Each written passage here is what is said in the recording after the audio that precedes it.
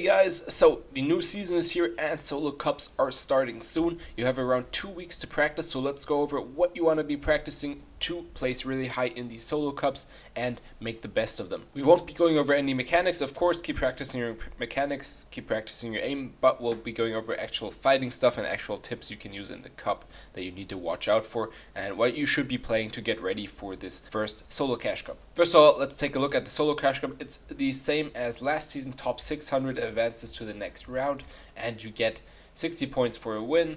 You get points starting at top 50 and you get 2 points for each kill. Another thing for the format, you have 10 games, 3 hours, so you want to be playing 3 games an hour. If you play more than 3 games an hour, you want to take a break, just reset your head and then get back into it, so you're not just wasting through all of your games just because you had a bad start. Now, the number one first important thing is your actual drop spot. The map didn't change that much, so you can probably stick to your old drop spot. I will be making a video on the best drop spots for this season again, but they didn't change much. They only changed this area right here. So find a good drop spot that you like landing, that has enough loot, that has enough metal. That's important for solos, and that you can get a nice rotate out of. If you need a drop map, check out my website esportxhub.com and go to drop maps and you can get a free drop map right here.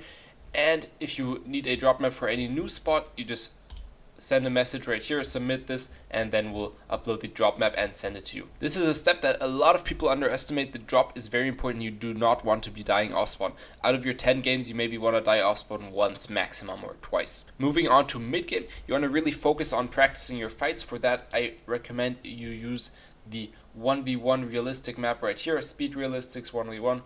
This is really good. Always play with the actual weapons that are in game.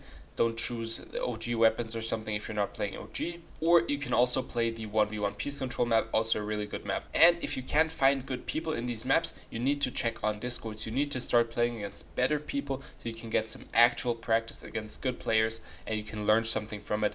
Maybe watch the replays, watch it back, and actually learn from the 1v1s and not just fight bots that you're way better than anyways. Another thing that everyone neglects in mid-game is actually looking at the map. So you want to actively open your map, see where the zone is pulling, and then think about what a good position would be. You don't want to just be running around fighting everyone that you see. You want to first of all open the map, look for a good position, rotate into dead side, and then there you can look for fights once you have that good established position and you're ready for endgame. Especially if you're not the best fighter and you know the fight could drag out, you want to get a good position first, then start with a nice opening tag, and then finish the fight as quick as possible. Now, for endgame practice, this is the hardest thing to practice. So there's 2 things you can do. I just launched a new Zone Wars map, so you can play Zone Wars.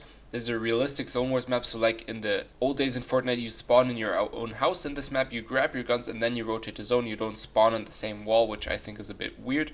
So this is a realistic Zone Wars map. I will be hosting tournaments in here, so make sure you join my Discord server down in the description if you want to win some money and make your first earnings in Fortnite. And the other thing you want to be playing is scrims. If you play on EU, you can play noble scrims. Noble scrims are really cool because you can rank up. Once you start winning in the scrims, you'll be invited to the next ladder, and that way you can keep practicing against better and better people. If you're not that good yet, you can play elite scrims as well. They host a lot of scrims, but the players aren't that good and a lot of people grief in them. If you're playing on NA, play NA Opens. And yeah, scrims are really important so you can get some actual experience in a stacked game. The main thing in endgame for solos is you want to rotate early as possible. Of course, if you're blocked off and you can't rotate, you'll have to wait, but you want to go as early as possible. That just gives you an advantage because you'll be in zone earlier. You have an established position then, and you can spray the people that are rotating in late for some easy kills. That way you don't have to actively fight that much. You can get some easy picks just by rotating early. Next thing is the layer you want to be on. If you don't have a lot of mats left, once you have like 300 to 500 mats, you want to play a lower layer so you can get some refreshes. Before that, you want to play on a rather high layer. That gives you the advantage that you can look for high ground, maybe even play high ground, or you just have a high layer where you're not between too many people. If you have any more questions or you want me to coach you in some scrims, just let me know, join my Discord, and you can message me on there, and I'll be happy to help you out.